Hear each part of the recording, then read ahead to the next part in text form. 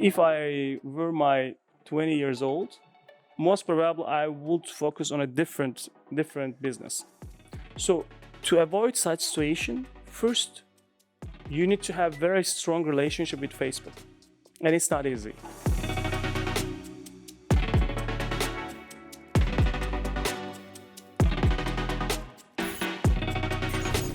Okay, thank you so much for stopping by, Hussein, and welcome to PA. Thank you for the invitation. It's a pleasure. Yeah, thank you. So, finally, everyone got to see the face behind interesting engineering. Yeah, It was unknown for myself for a couple of years. Then we started connecting on Instagram, probably. Yeah, now everyone will learn the stories behind IE. So, to start, can you share a little bit about your background and also what inspired you to start interesting engineering? okay. Again, thanks for the invitation. I love what you are building, and it's a pleasure to be here. Interesting engineering is my passion. It has been 13 years since I opened the blog. I created it as a personal blog at university days, and it was in my preparation school and a preparation school. And I just wanted to have a website. Like I was interested in technology and science, engineering, but I was very much interested in websites. So I created a blogspot blog. You don't need to have any um, expertise and such. Just create like a Facebook page, like an Instagram account. You create a username and a password, and you have the website. Um, but of course, I was studying electrical engineering that time, and it was also something encouraged me. So I create the blog, added some articles, like 30 articles around the web, but I don't know anything about what is traffic, what's a website exactly. I was just using it as a notepad, and I added like 30 articles, 40 articles, something, and I left it. By the way, I was creating everything at my father's internet coffee shop. I was helping him. So I just opened the blog there. And after 2 months, I left everything because I had exams at the university. So that 2 months was my midterm time. And after coming back after the exams, I saw that there is 1,000 people visiting the website every day. Yeah, that started the story. And with the social media's help, especially Facebook, it came to current level. There was no any idea to create a media company or something, but so I am after my passion. So I was pursuing my passion. So here it is. That's how you started this. Absolutely, like you have now a big empire of a media company. To be an empire, it's quite big enough, but Like it has a big audience base, but it's not exactly like a very huge. Like there are so huge companies there. yeah. What was the biggest jumps that you had after the blog post, moving to website, interestingengineering.com, and then you started also focusing a little bit video on the video content, mainly Facebook? Yeah. So after seeing this 1,000 people visiting the site, I have created. I have applied for AdSense, Google AdSense that time, and they accepted my application after 6 months. But it seems like I didn't leave it because it's a passion. I wasn't after earning money or such things. And I created a Facebook page. Facebook pages were growing that time. Just the, like TikTok pages are growing now. It was just like that, and I created the page at the right time, and that page made the boost, and that page helped the blog to grow, and the traffic 1,000 traffic increased to 5,000 to 10,000 to 50,000 to 100,000 in 5 years. And when I graduated in 2013 June, I think Facebook page had 1 million followers that time. Yeah, like mainly Facebook That's a helped us huge to grow. milestone. Yeah. Yeah, that's the main booster is Facebook page. Okay, cool. And you continued, you kept this going until you built up a team, or was the team from the beginning, involved from the beginning? How was the formation of team and your company having a base in Istanbul? How did that happen? So after 2013 June, I graduated from the electrical engineering department of University of Gaziantep.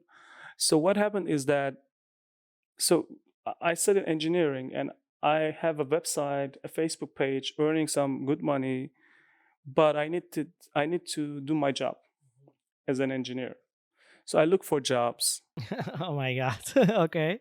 and they offered me wage salary and such. They said me that you will work every day, just maybe Sundays you will be off. And it was all about like the maintenance departments of some factories in Gaziantep. And I didn't accept. I focused on interesting engineering for the first year after graduation. And like the thing is that it has grown more, and I started to earn better money and such, and I stopped looking for a job. But there was always a thing that you need to do this engineering job as you are an engineer. What you are doing at home, like people were thinking that I'm just playing games, and it was a problem for me. So I went to military. I left everything to a friend of mine at university. He was studying mechanical engineering. He was from Nigeria, and he took over everything from me. And I hired two freelancers, one from Brazil, one from Dominican Republic. He was my video editor, but there was no company, nothing, Okay. because everything was my father's under my father's bank account, PayPal. And at that time in Turkey, PayPal wasn't blocked. So everything was like not formal. So it was a little bit funny but hard to manage. And you didn't pay any tax and such. But this tax payments came me Oh my God. after a few years. Oh my They God. sent me a paper. I paid a good amount of tax that time. And With penalties and stuff. yeah, yeah. But my father paid. I didn't. I mean, I had nothing to do like formally with that, so everything was like my father's. But obviously, like I handled it. Um, yeah, like after that, after the military, I went to UK to work at Jaguar for a few months. And during my time in UK, the Facebook page has grown significantly. And after seeing huge numbers, traffic, like the traffic became like 150K per day page views. And Wow. I called my father that I'm coming back because anymore I want to create a I need company. to save the company. Yeah, I have to create a company, because you can't grow if you are not a company. Like there are a lot of things, like bureaucratic things you need to manage. Of course. Yeah, after that I have come back to Gaziantep, created a company first time in 2016 June. Like I created a blog in 2010, and I created a formal company in 2016 June. Long time. Yeah, 6 years is a lot. Yeah, I lost so much time to build further. But I'm gonna ask about that, but go ahead. okay, so yeah, after the formation of the company, things became more formal. I created the company in Gaziantep, worked with a few freelancers and a few employees that remotely in Istanbul, like 2 years. 2 years, yeah. And then I moved to Istanbul to grow the company. So I first time managed a team in the office. It was a very harsh year for me. I learned a lot of things. Yeah. Mhm, mhm. Definitely, there are so many challenges of building a company the way you did, which is called bootstrapping. And what were your main challenges of building IE until now? And the second question could be, what if you could go back to 2010 and start IE from scratch again? What would you do differently that would affect the future of the company? Uh, so for the second question, I can reply it first. For I would look for people who were experts on that, like because I didn't know anything to grow the business to make it something, and it was the time startups are like growing in Turkey, and I could be huge now, like bigger than current version, but I missed that train. I didn't find a mentor, and I had the biggest problems in management. The first question was Yeah, about the challenges which challenge. you're now The focused. biggest challenge is the experience, management experience of me at the first few years, because you don't have any management experience, and even I don't have any employment experience, just 6 months in UK. So you don't have empathy to change the shoes with the employees, and also you don't have management experience, so you are making a lot of mistakes, hiring mistakes, like you behave bad to employees, and you can't understand things, like a lot of things are happening, so you are spending your whole year with this kind of uh, unrelated things. You can't focus on the job, but you focus on this kind of things. Since then, my biggest issue was team, creating a talented team, because you are building an international publication, an English publication, and out of Turkey. So when that happens, you need to find people who are really experts in English, like not speaking, but creation, content creation, video production.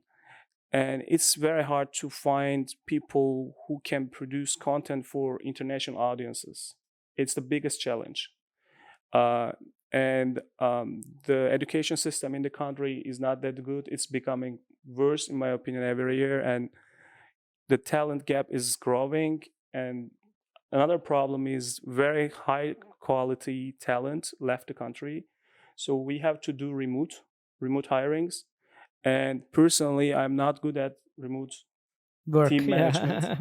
People are thinking like we can work better as like at home, but when it comes to growing the company and managing the team, I don't have that ability to manage people remotely, and it's another challenge. And since the pandemic, every hire expects that, but you need to. I'm fan of hybrid work, but the team should be really good at that level so you can give such privileges. Yes, yes, of course. And definitely the management is a huge topic and a very importance in the role that it plays in the growing of the company and the teams, the talents. It's extremely important to have the right person in the right place to focus on that part of the work. And without this, it's not possible to grow. Yeah, and also you are doing bootstrapping. You are just yourself, single founder. It's you are taking all the mental load.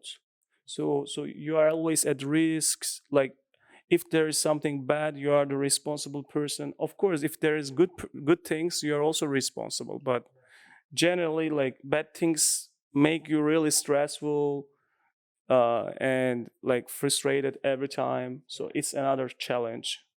Fortunately. And talking about the main focus points of interesting engineering and also yourself, what emerging trends in engineering and technology you are mostly excited about? So as a business or Yes, like as a business, yes. What are the main focuses of interesting engineering? so interesting engineering has grown with eyeballs. It means like we had a lot of impressions, viewership until now, and we use that on Facebook especially. But in recent years, the competition is growing. Everybody became content creators, and algorithms are trying to adapt this every day. And the things you built are anymore not working fine, and these algorithm changes are affecting your reach, your ability to earn money. Are you hit a lot by the algorithms in Google, Facebook, Yeah, Instagram? it's Google and Facebook mainly, because they are our main traffic sources and video viewership are coming from those channels, but they are generally like changing the algorithm to adapt to recent change in the last few years. Plus, this year AI came on board, and everybody became, and again, a content creator, and it's becoming huge. And so that created another problem. Google, for example, is trying to adapt that and changing the algorithm every month 2-3 times. Normally, they were changing a few times in a year. Now they are changing every month, and it's affecting all our reach. And that's a challenging thing for us. So we are trying to become more niche. So just like parametric architecture, Hopefully. you were doing the right job at the beginning, since the beginning. I mean, of course, like there are Thank you. huge companies focusing on page views, impressions, but it's really hard because your company is dependent on those platforms. Their single algorithm change can kill you. So we focused on interesting part of interesting engineering for years. We focused on technology, science news, engineering news, not with in-depth details. We have in-depth details content, but it's just 10% of our whole content production.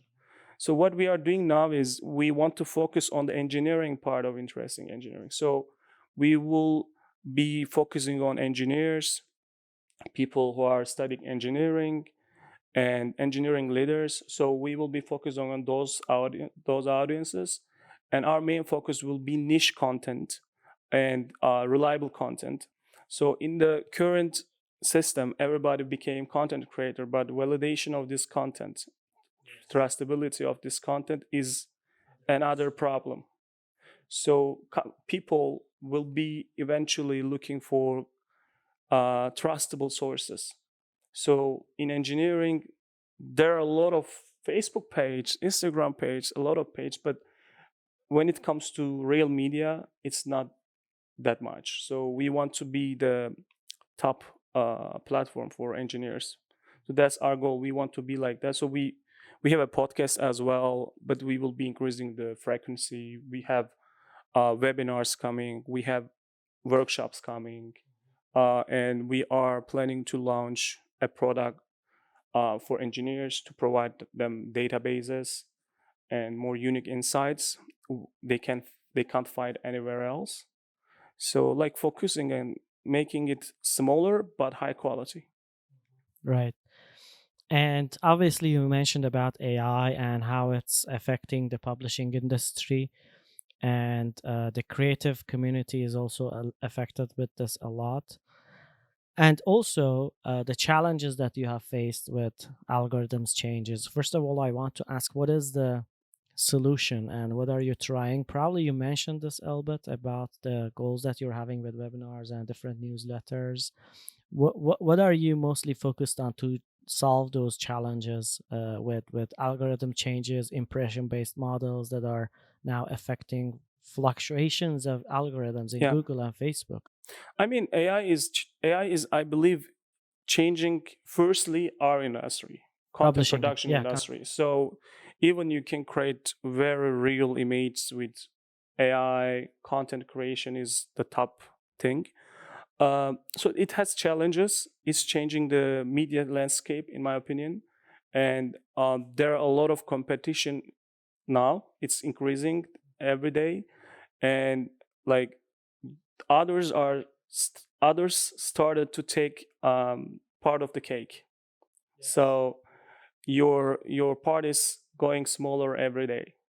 So that's why the solution for us is adapting AI into our operations as well. So it's increasing the efficiency at the at the same time. Like it's affecting our main business, but also affecting. It's also bringing efficiency. So we are using AI in our video operations, script creation, voiceovers. We are using it for SEO, keywords generations, like a lot of things, image generation. It helps our video team to create content. Like if we can't find a visual to just present something, yeah, we just create it with AI, and it helps us as well. But this is not bringing revenue to the company yet that much because it's a very new thing. So that's the challenge for us. We are trying to adapt a new system, but as you are bootstrapping, it's very challenging because you need to earn every month to invest to your team, your company again. But while your traffic is decreasing, you are building different content ideas, but it's not easy to just launch these things, earn money, Yeah. and that's the challenge for us. Yeah. Yeah. Definitely with these new technologies, all industries are changing, and AI is changing the landscape of publishing industry as well. What do you think the future will look like for publishers in the next 5 years, let's say? So publishers are becoming um, like, in my opinion, creators will take over publishers. I also heard this story that one news that is being created on any website is not gaining that much income, that if that a creator comes and makes a reel out of it and publishes it on TikTok, they earn more than the writer who wrote that news on the website. Unfortunately, this is true. Yeah, it's like creators are becoming, if creators become popular that much, they're also becoming publishers because they have to hire people.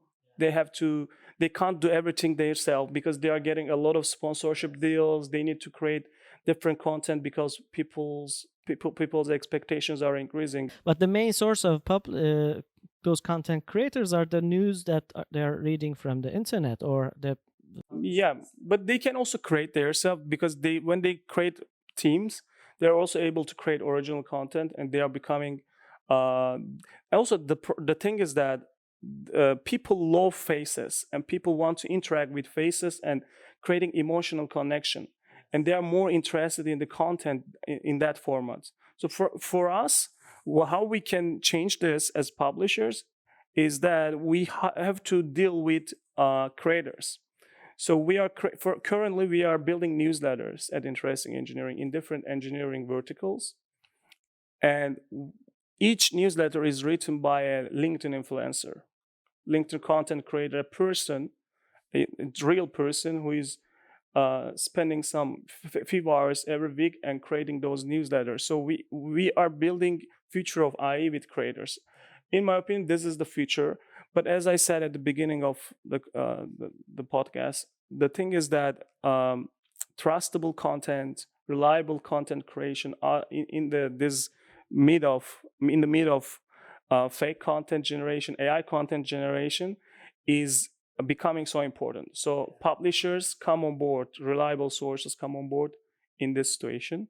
So it will change shape. It will never die, but it will change shape. And publishers have to deal with content creators and build a feature together. But as I said, like content creators, there is also a term um, like it's it's for everybody. Burnout.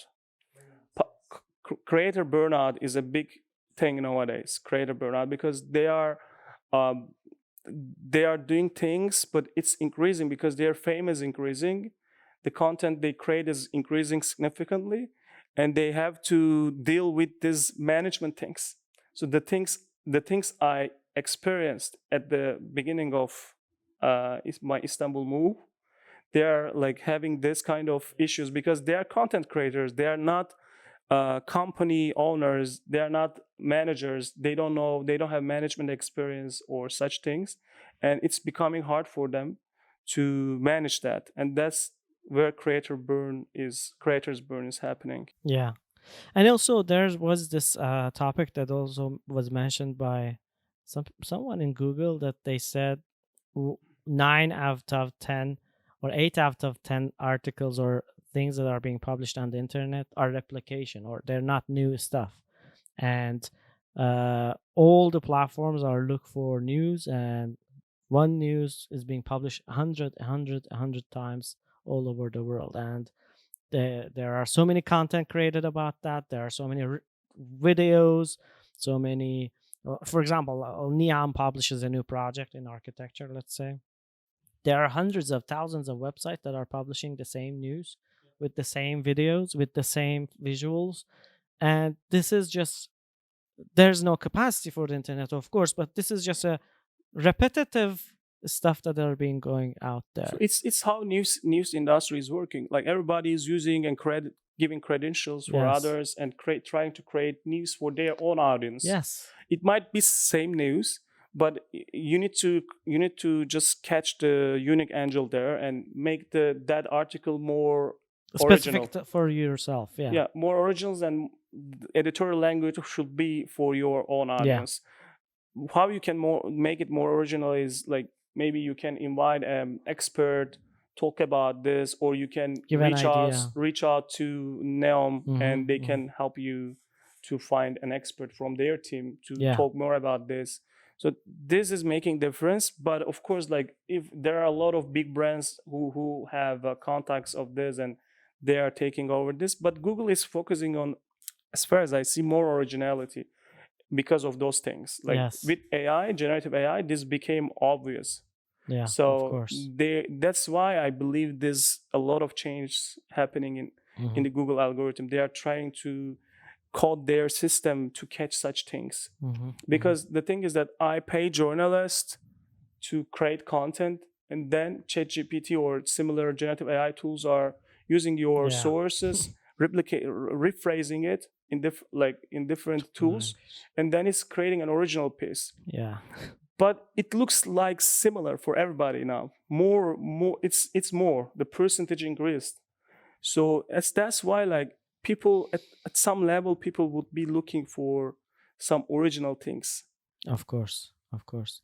And you talked about the different newsletters that you're working on. I'm subscribed to some of them, AI logs, mechanicals, and what are the target audiences for these? So we are trying to create separate segmentations for different engineering audiences. We are not planning to create millions of subscribers for each newsletter, but we want to bring the most talented, experienced, and successful people in that vertical.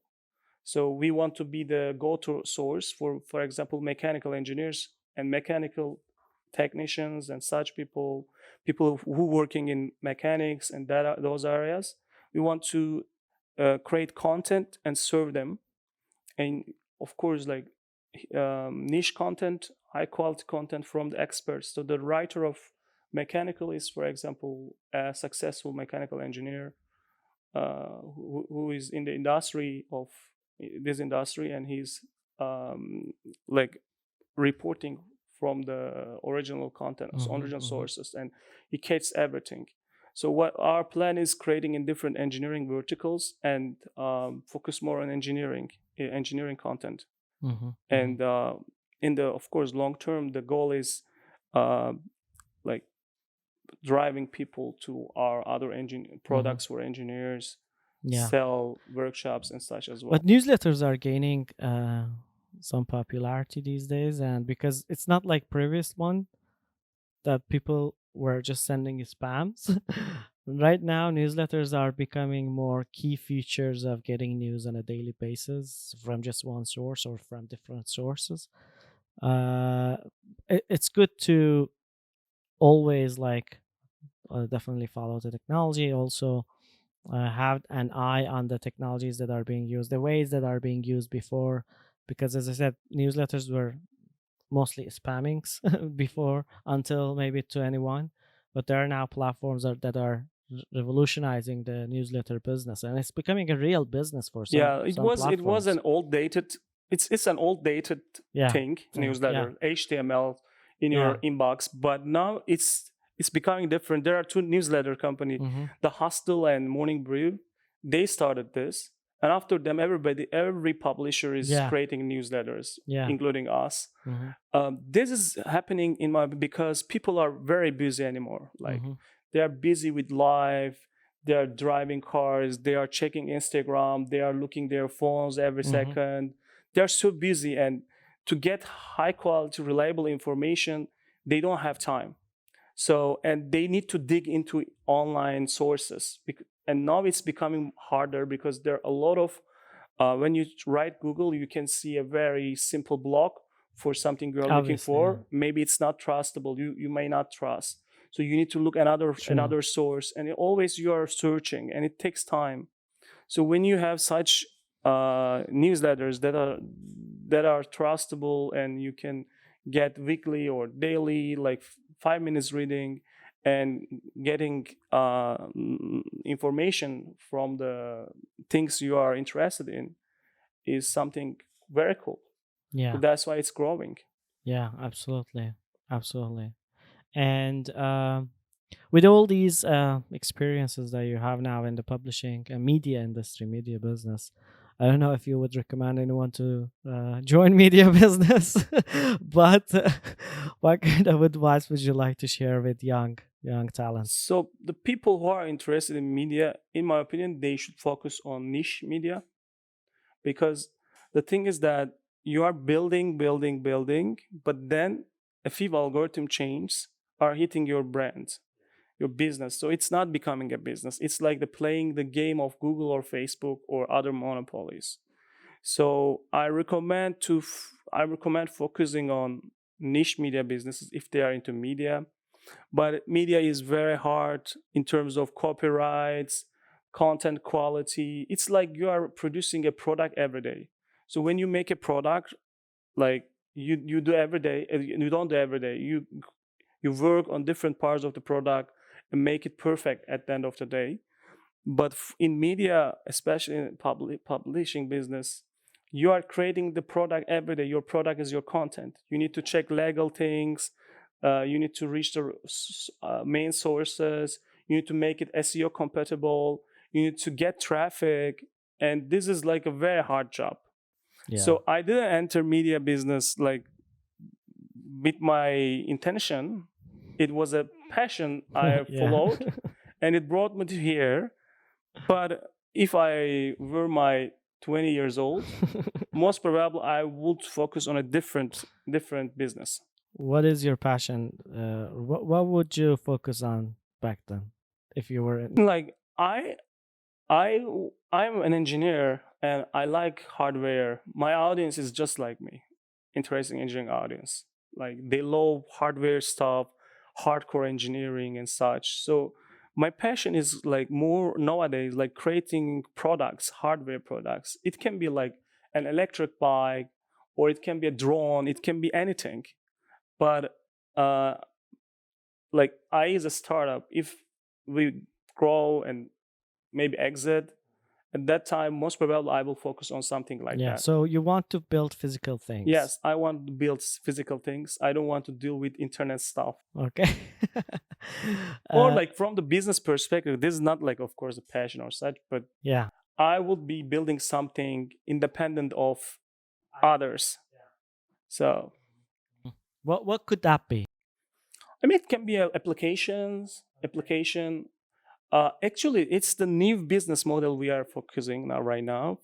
Like it's just to become independent publisher, to own your own audience. Like for example, we have 2 million LinkedIn followers, but they are not our own land. It's not our own land. LinkedIn. So they can say that, hey, you made a mistake. It's a copyright issue. I'm closing your account. Goodbye, and you lost 2 million people.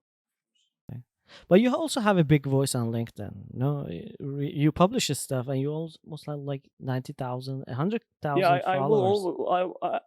Literally, I'm like an influencer. LinkedIn, an engineering influencer on LinkedIn. Yes, kind of. But the thing is that, so And that's your personal channel. I'm my personal page, but I publish interesting engineering. I don't create content myself. So I share the content my team created, and I boost it with interesting engineering. So it reaches millions of people. And yeah, I was checking a lot of prominent names in engineering that are following. Yeah, there are a lot of people following us in engineering, and like people send message to me that they love our content and such. So but it's like utilizing this LinkedIn audience, your own audience is very hard. Converting them into something different is very hard. So we have like I would be preferring having just 100,000, not 100,000, 50,000 subscribers to Interesting Engineering to 25 million followers, 25 million followers, Yeah. because it's not ours. Yeah, engaging and your own your own subscribers, of course. That makes a huge count, and those followers that you have on social media, they can just go away on the blink of an eye. We had a secondary page on Instagram that it got closed for some copyright issues. Some people reported us a year ago, and now Instagram took action. Our page was closed for 2 months. It's also very challenging. We Yeah. had this kind of things all the time. Yeah. In I guess in 2019, every morning I wake up, I was checking my phone, and it was logged me out. I was checking, and I'm logged out Oh my god, that happened to us yesterday, 2 days ago on Facebook. Instagram. Yeah, it was happening me every morning, and I was checking. Someone randomly reported me for something. So to avoid such situation, first you need to have very strong relationship with Facebook, and it's not easy. The second thing is you need to create pure original content. Nobody can report you.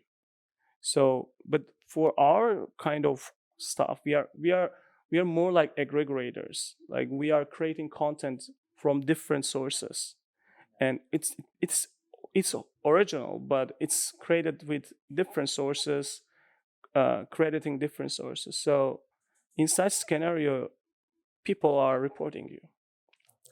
Even you remove the content, they are sending a strike. Your page quality is dropping. Or It's like a blackmailing. game. They're asking for money, like for getting the page back again. We like Instagram sent us that these guys reported you. We reached out to them, and some of them It's fine to asked for pay. money. Like the thing is that so there is a fair use thing in the internet. So if you are using someone's content 100%, of course it's a problem. You need to get permission for it. But if that person is giving a credit, like mentioning that you can use it with credits or under Creative Commons, you can use it obviously. But we prefer like paying the person, but To use the content. to use the content. But you have a big team. Everybody's creating content. Sometimes they can't catch it. You are publishing it, and then someone is coming. Hey, you used my content without my permission. Then we are paying that person to keep the content. We are also removing it sometimes, but we generally prefer paying that person because that person is the creator of that content.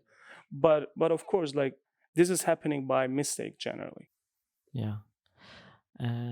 You're also based in New York, and your company is based also in New York. And how large is your team now?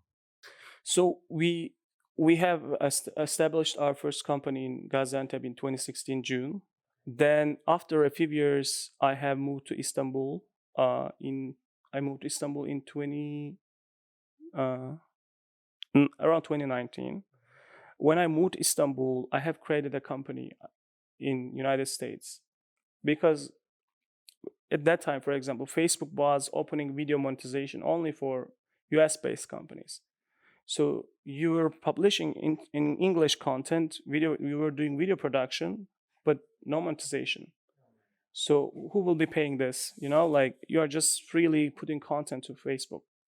So that time we created a company there, and we had to sell our IPs, intellectual property rights, from Gaziantep to US company. And that's why we created a US company. I have never been to US at that time. Then the US company created a Turkish company for the Turkish team here. So the thing is that the company was in US since 2019. My first visit was after company formation. And I was going and coming just to learn the international publishing industry because it's something different. You don't have that know-how in Turkey. So you need to go meet those people. They have built such businesses from scratch. and they are very experienced, and you can get a lot of things from them. So, and it's a powerful network. There is a powerful network. So I moved to New York this year, at the beginning of this year, 2023, just to meet people, to learn more about uh, English publications and the media businesses, and it's helping me a lot. But it's a little bit challenging to manage the team from there because the time difference, and you don't see them, and remote job. I can't handle it that much. So my first year was challenging. I will see how it will go. But main team is in Istanbul. It will become 26, 27, something like that. We have a team in India, I guess, 6 people in India. We have 3, 4 people in UK. These are full time. So in full time, we have around 38 something, 38, 40. But we have also like a lot of freelancer contractors around the world. They are helping us to build I. So this could be like around 50 people. Yeah, I can say that. It was Okay. higher than that. This year was challenging. We had to lay off some people, unfortunately, because of the challenge happening in media industry and the economic downturn in the world at the beginning of the year. It was also a reason, but generally after Google's traffic change and Facebook's volatility, we had to lay off some people. I can imagine. Obviously, New York and London are the heart of the capital for publishers, and Because they built a lot of newspapers 100 years news ago even. empires. Yeah, absolutely, absolutely. Well, thank you so much, Hussein. This is a very nice conversation. Do you want to add anything on top of this, and maybe a friendly advice for younger generation and those who are seeking content creation or publishing or any other thing? Maybe you can give them an advice. I'm sure most of the young generation wants to become YouTuber. Influencer and YouTuber. My own niece, she wants to become a YouTuber. When she saw the YouTube plates Right. we got, she asked me You're already over 1 million on YouTube. yeah, right? over 1 million. So we had two for 100,000 and for 1 million. And she asked me this, and she asked me how I can do this. So she's 6 years old. Like, for the young generation, will be more engaged with the internet, but for people who want to build business, as I said, like I would prefer like building niche niche media businesses and own their own audience. Like, they should, of course, it's easier to build audiences on TikTok, Instagram, especially TikTok is the booster nowadays, so it can be a start point. But generally, like, I would recommend having their own audience and build a media company over it. So that's my suggestion. Thanks so much for invitation. Thank you so We much. would be happy to invite you as well Of course, looking forward to Lexicon. Thank Yeah. you. Thank you so Okay. much.